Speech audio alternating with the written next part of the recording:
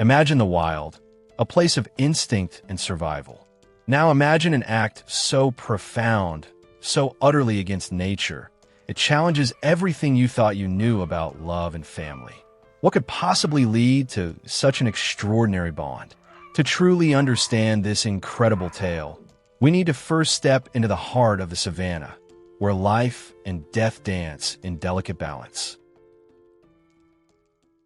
Picture this, a tiny, vulnerable roar echoing through the African bush, not from a lioness, but from a baboon, clutching a new life, a life utterly alien to its own. In the sun-baked plains of the Serengeti, among the sprawling acacia trees and endless golden grasslands, lived Baba. Baba wasn't just any baboon. He was a dominant male, a formidable figure known for his keen intellect and a surprising, almost introspective nature. While his troop often squabbled over territory and food, Baba carried an air of quiet observation, his eyes missing nothing. One sweltering dry season, a devastating bushfire tore through a remote corner of the savanna, leaving a trail of destruction in its wake. Animals scattered, herds stampeded, and the air hung heavy with smoke and the scent of burnt earth. Days after the blaze subsided, Baba was on a foraging expedition, venturing further than usual, his sharp eyes scanning the scorched landscape for any sign of edible roots or insects. That's when he heard it, a faint, desperate mewling. Following the sound, he pushed through charred bushes until he found them. 3 tiny bundles of fur, no bigger than his own hand, huddled together, trembling. Lion cubs. Their eyes were barely open, their coats still dappled with the spots of infancy. They were clearly abandoned, their mother likely lost in the chaos of the fire, or perhaps fallen victim to a predator. Every instinct in Baba's baboon mind screamed danger. Lions were predators, the apex of the food chain, a mortal threat to his kind. Yet, looking at their helpless forms, something shifted within him. It wasn't fear, but an unfamiliar surge of protectiveness. Perhaps it was their vulnerability, a mirroring of the innocence he sometimes saw in the youngest members of his own troop.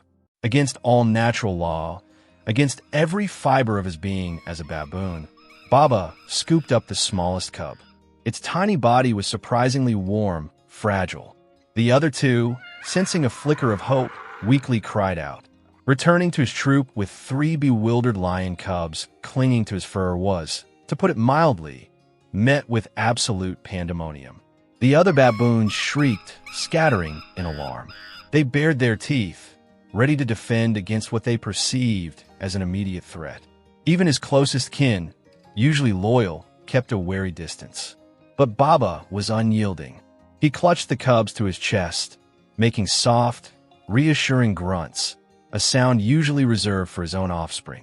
His sheer determination, a silent resolve that radiated from him, eventually brought a grudging, fearful acceptance from a troop.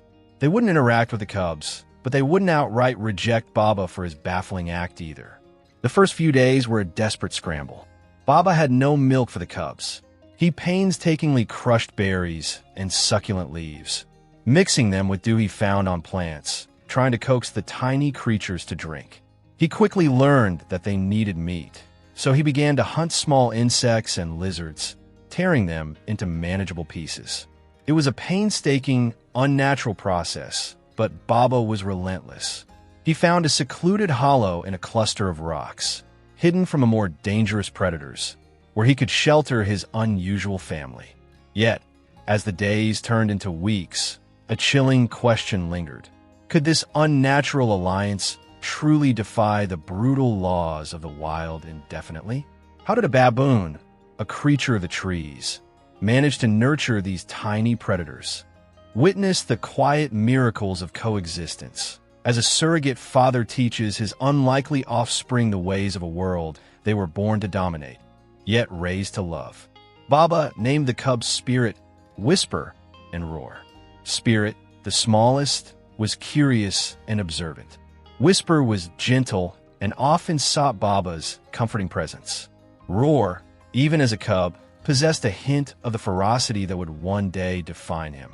Their early lives were a constant negotiation between their inherent nature and Baba's unwavering care. Life with Baba was a stark contrast to how a lion cub would typically be raised. Instead of learning to stalk and pounce from their lioness mother, they learned about edible plants from Baba, instinctively rejecting most of them, but accepting the small meat offerings he diligently provided. They learned to climb trees, an odd skill for a lion, mimicking Baba's nimble movements, finding safety in the branches during moments of danger. Baba taught them the baboon alarm calls, the sharp barks that warned of leopards or hyenas. Surprisingly, the cubs, despite their budding predatory instincts, seemed to understand. Baba's entire routine revolved around the cubs.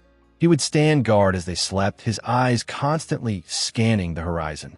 He'd groom their rough fur, a strange, tender act between species. The baboon troop, though still wary, eventually accepted the oddity of Baba's family.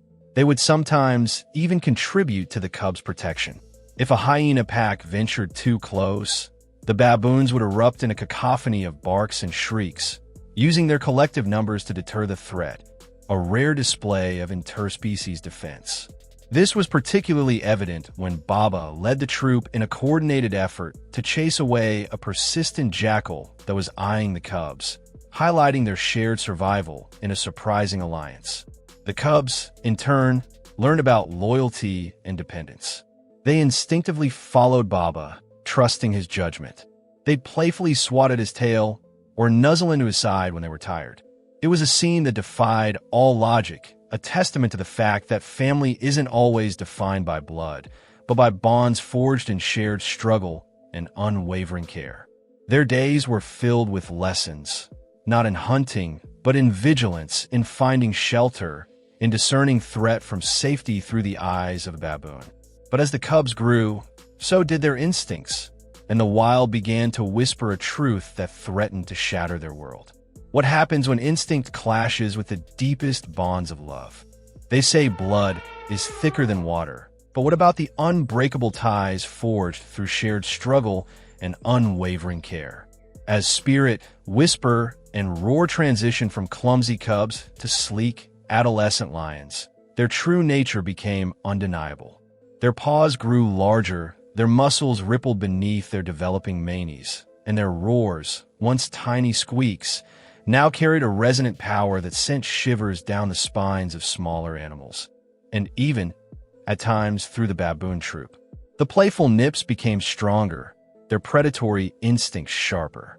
They began to stalk imaginary prey, their movements fluid and deadly.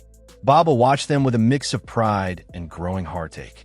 He saw the shift in their eyes, the undeniable pull of the wild. He knew, with a certainty that clawed at his heart, that this extraordinary family could not last forever. The young lions were becoming too large, too powerful, too instinctively dangerous to remain safely within the baboon troop. Their presence was a constant tension, a ticking time bomb. The inevitable confrontation with their true nature came dramatically. One sweltering afternoon, a large, venomous black mamba slithered too close to the baboon troop's watering hole, posing a grave threat, especially to the young. Before Baba or any of the adult baboons could react, Roar, with a primal roar that surprised even himself, sprang forward. Spirit and Whisper, instinctively following their brother, joined in. Their movements were swift, coordinated, and utterly lethal. In a flash of fur and fangs, they dispatched the snake. It was their first true hunt, not of a small, insignificant creature, but of a real danger to their adopted family, executed with the natural prowess of a predator.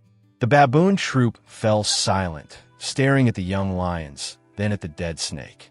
It was a stark reminder of who these creatures truly were, despite their upbringing. The bond was deep, but the chasm between species was widening. Baba knew the time had come. With a heavy heart, he began to subtly guide the young lions away from the troop, nudging them towards the fringes of their territory, towards areas where the scent of other lions was stronger.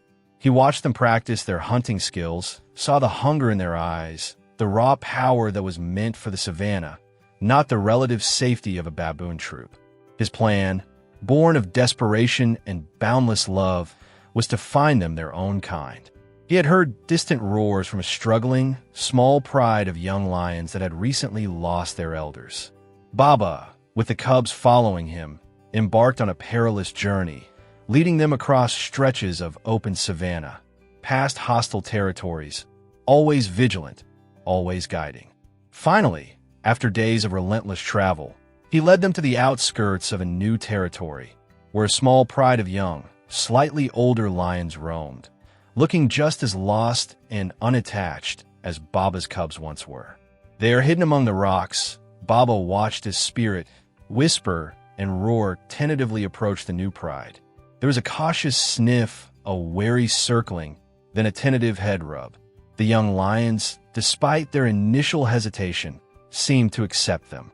It wasn't an instant embrace, but it was a beginning. As Baba watched them walk away, merging slowly into the shadows of their own kind, a silent question hung in the air. Would the lessons of compassion he taught them carry into their new, wild lives? Did this incredible bond truly end there, or did its ripples spread further than anyone could imagine?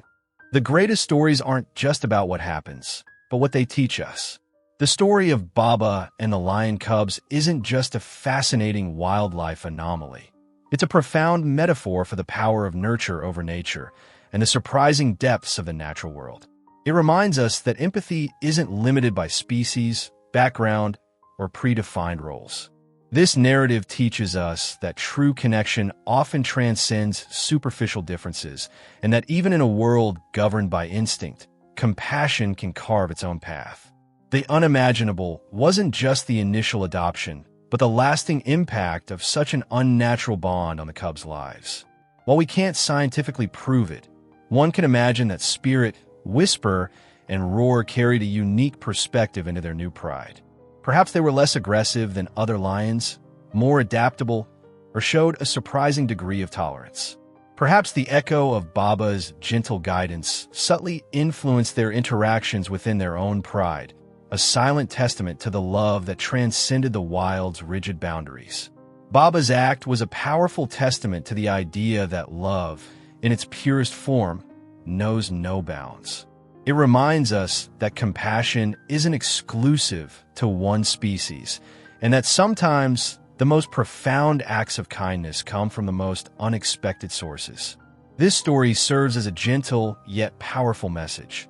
What if we, too, allowed ourselves to see beyond the expected, to nurture bonds that defy convention, and to find solutions where others only see obstacles? If this story moved you, if it sparked a flicker of hope or curiosity, please share your thoughts in the comments below. What did Baba's story teach you? And if you're hungry for more tales that reveal the extraordinary within the ordinary, make sure to subscribe and hit that notification bell. Join our community as we continue to explore the incredible connections that shape our world, one story at a time.